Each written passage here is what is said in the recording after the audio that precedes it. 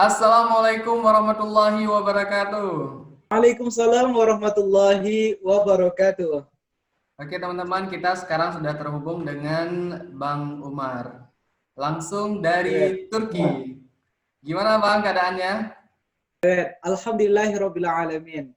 Baik kepada kawan-kawan, alhamdulillah sehat. Dan juga kawan-kawan nasul sunnah sini sohbet sini insyaallah. Apa kabar di sana? Insyaallah baik-baik di sana. Amin, amin.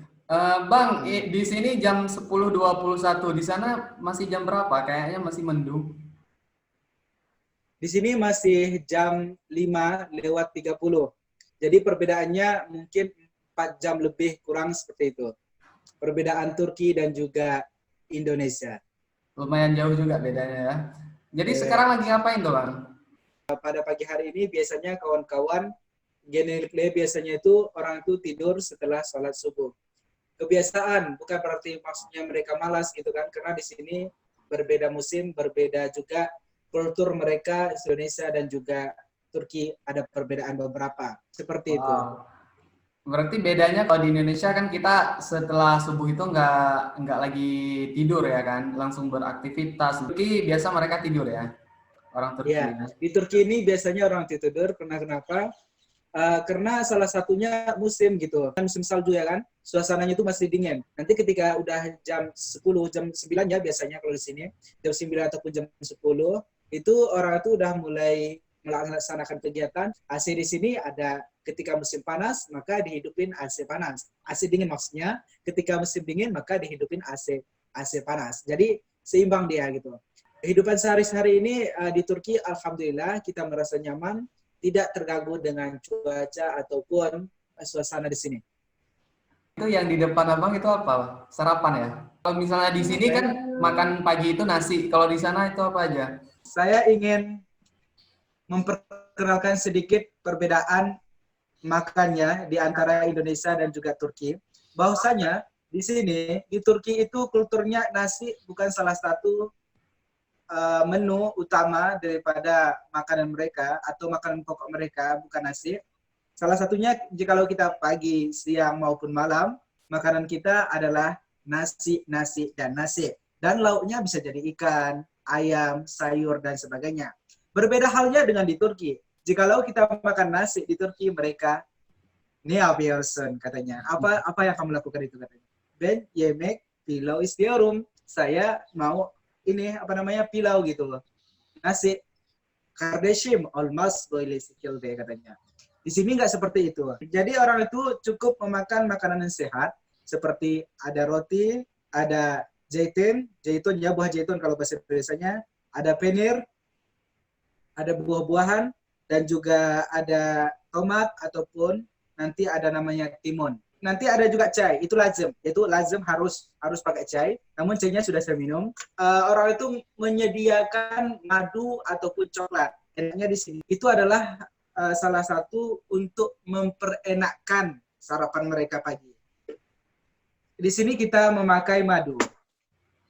Langsung berbeda antara makanannya dengan di Indonesia dan di Turki itu gimana reaksinya? Apa langsung bisa perut langsung bisa menyesuaikan atau ada sedikit butuh waktu untuk menyeimbangkan dengan kondisi di sana? Baik, pertama saya pergi ke Turki, sebenarnya saya udah heran dari menaiki Turkish Airlines gitu kan, yaitu pesawat Turki dari Indonesia ke Turki.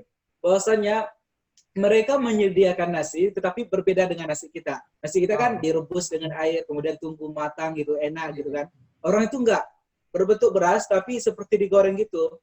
Digoreng, tidak menggunakan air, kemudian rasanya juga berbeda. Dan disediakan ya seperti makanan Turki, yaitu ada namanya zeytin, dan juga beberapa kemarin itu ada namanya seperti timun dan sebagainya kan, itu disediakan.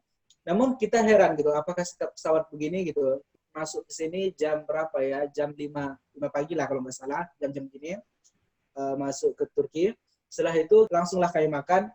Nyatanya yang disediakan adalah makanan Turki seperti itu.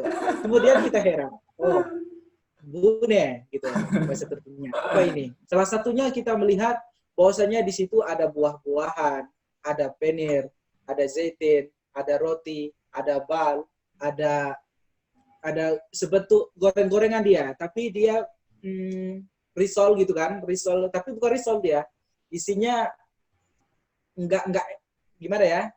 Kita bilang kalau risol itu enak, ini enggak seenak risol gitu.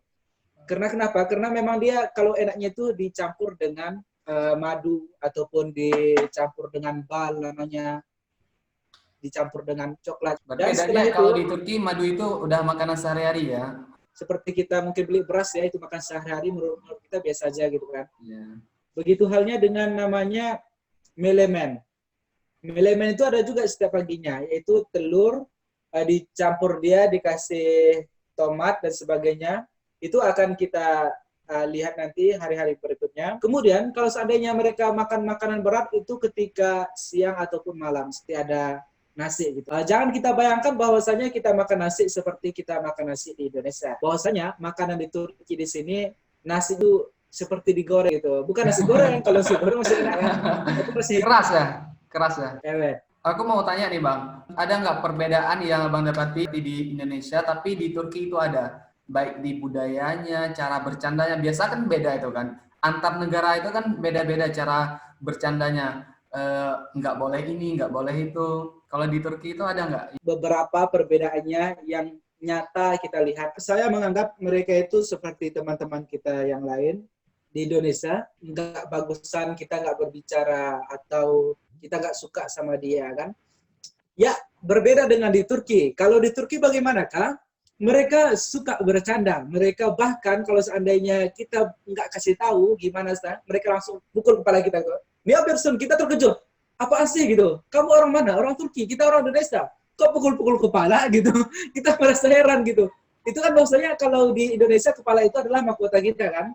Ternyata orang Turki itu adalah sebuah candaan untuk pendekatan diri kepada kita. Sehingga kalau seandainya nanti orang tuh pukul kepala kita kurang suka, maka karena kita kurang biasa, kita bilang aja gitu. Arkadaşlar, böyle Indonesia'da olmaz, iyi değildir, kita bilang. Di Indonesia itu nggak boleh gitu.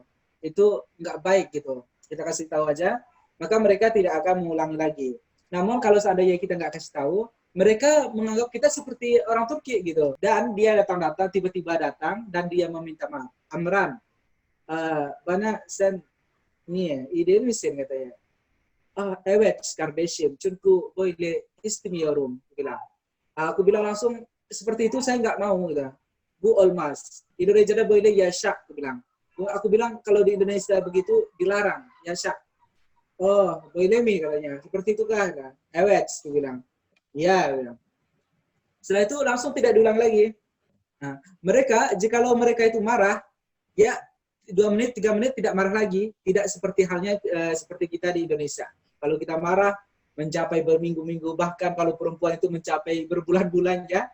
Berbeda halnya dengan di Turki. Mereka cepat marah, tapi cepat baiknya gitu. Seperti, bahkan mereka itu sesama mereka itu bertekar, pak, berdarah.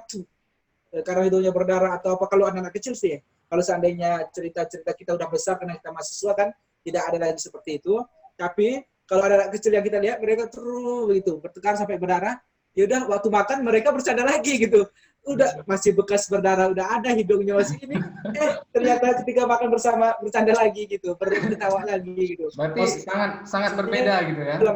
Sangat berbeda. Ketika orang musuh pada hari itu, ya nggak mencapai 1 jam langsung baikan lagi. Kalau sesama orang Indonesia, mereka lebih memahami gitu karena di segi kultur kita, kemudian di segi wajah kita mungkin berbeda ya kan. Mereka lebih memahami dan juga lebih menghargai kita. Seperti saya pertama di Turki, saya udah kenalan kan, saya mengatakan adınız ne? Benim adım Amran Sajali. Ditanya, nama saya Amran Sajali. Sizin adınız ne? Nama kamu siapa gitu kan. Benim adım Murad. Contohnya nama saya Murad gitu kan. Evet, teşekkür ederim, memnun oldum. Ben de memnun oldum. Suatu saat nanti, jikalau kita menyapa kepada kawan-kawan kita tersebut, mereka tidak seperti kita gitu kan. Kalau kita jalan gitu, merhaba, kita pergi aja kan, udah jawab pergi. Mereka enggak. Gitu kan, merhaba. Mereka langsung pergi kepada kita. Ditanya, dilayani dengan bagus. Amran, Nasr, Gedio, bagaimana sekarang, baguskah gitu, langsung ditanya. Ini Ihtias Istasunus, apa kebutuhan kamu? Kemudian Bu Istior Nusur, Heidi Buraya gitu sinis, ayo kita pergi ke sana. Dalam arti kata, dia siapa coba? Kita baru datang coba. Tapi dia udah ini gitu, udah menawarkan kalau apa yang kamu butuhkan nanti kasih tahu sama saya katanya. Ayo kita jalan-jalan ke sana seperti itu. Dia melayani kita. Kemudian ketika ada suatu pertanyaan maka dia tanya balik, bahkan dia memberikan tawaran gitu. Dalam arti dia merasa senang gitu. Padahal kita tujuan kita pertama hanya menyapa aja gitu. Ramahnya itu Sangat nggak ramah dibuat-buat mereka. ya? Kemarin itu kan saya ada punya coklat lebih kan, punya coklat yang biasa yang kita beli itu bukan coklat yang untuk bal-bal gini kan. Kalau coklat sendiri kan ditaruh di piring kita seperti selai kita taruh gini. Ini coklat yang biasa yang kita makan seperti di Indonesia. Saya lebih gitu kan, yaudah saya kasih karena kalau saya terkasih. Dia tidak mau ambil kalau tidak memberi, gitu sistem. Kemudian dia ambilnya coklat yang lebih mahal dikasih kepada saya. Saya pikir ini coklat ada kacangnya. Ternyata yang aku kasih tadi harganya 1 tele dan diberi sama saya harga 7 tele. Itu contoh pertama. Contoh yang kedua, saya memberikan apa ya, seperti coklatos gitu kan. Apa-apa yang di lemari dia langsung dikasih sampai ini tisu. Astagfirullah. Allah Arkadasem dan waria orda. Saya ada di sana. Enggak, saya ada lagi katanya dikasih, udah saya terima gitu kan, maksudnya untuk menghargai gitu kan. Karena setiap pemberian orang itu harus dihargai. Termasuk ini dikasih sama mereka gitu. Sebenarnya gimana ya? Kalau kita bilang enggak habis uang, kita hemat bisa juga gitu. Kita ingin praktek berbahasa Turki, mereka langsung layani evet katanya. Langsung dibilang kalau seandainya kita belum mengerti dijelaskan langsung. Bahkan kalau saya sendiri ya, kalau berbahasa Turki saya itu saya tidak perlu banyak-banyak hafal. Ingat-ingat aja kalau yapmak, berarti yapmak, melakukan. Boleh nanti yapiorum, yaptem, yapajam gitu. Dijelaskan sama orang itu. Kalau yaptem berarti telah kita lakukan. Yapiorum sedang kita lakukan. Yapajam akan kita lakukan. Dijelaskan sama orang itu. Jadi kita nggak usah lagi ambil buku, ambil ini, kemudian harus fokus, harus 1 jam. Nggak usah. Karena kawan kita orang Turki itu langsung praktek kita. Nereye gidiyorsun kata. Kemana kamu pergi? Ben banyo yapıyorum. Dengan jelasnya dia melaksanakan ben banyo yapıyorum. Saya mau mandi, saya sedang mandi gitu. Jelas, saya suka gitu. Maksudnya mereka itu sopan gitu kepada kita. Bang, berarti di sana udah ramah, kemudian orangnya juga dermawan gitu ya.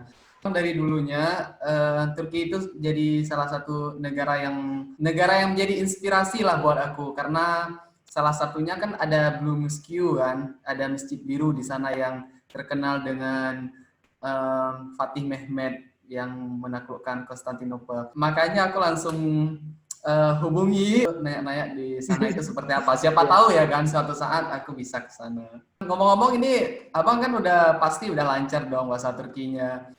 Kalau misalnya teman-teman mau belajar bahasa Turki, ini gimana nih Bang? Kita juga sudah menyediakan belajar bahasa Turki online secara gratis. Nanti bisa juga lihat di YouTube kita ataupun daftar langsung ke WhatsApp kita. Karena setiap pembelajaran itu bagi kawan-kawan yang kesibukan ada kan, jadi kita upload di YouTube, namun lebih jelas lagi share langsung, karena nanti ada tanya jawab dan apa-apa yang belum dimengerti langsung ditanya, di share langsung aplikasi Zoom. Di situ kenapa saya beringinan untuk memberikan ilmu ataupun memberikan sebuah wawasan berbahasa Turki kepada orang secara gratis. Salah satunya saya ketahui bahwasanya jikalau kita ingin studi di Turki ataupun jalan-jalan di Turki, orang Turki tidak menggunakan bahasa asing lainnya. Turki dari kampung sampai ke pelosok desa itu selalu berbahasa Turki. Berbeda halnya dengan bahasa Indonesia.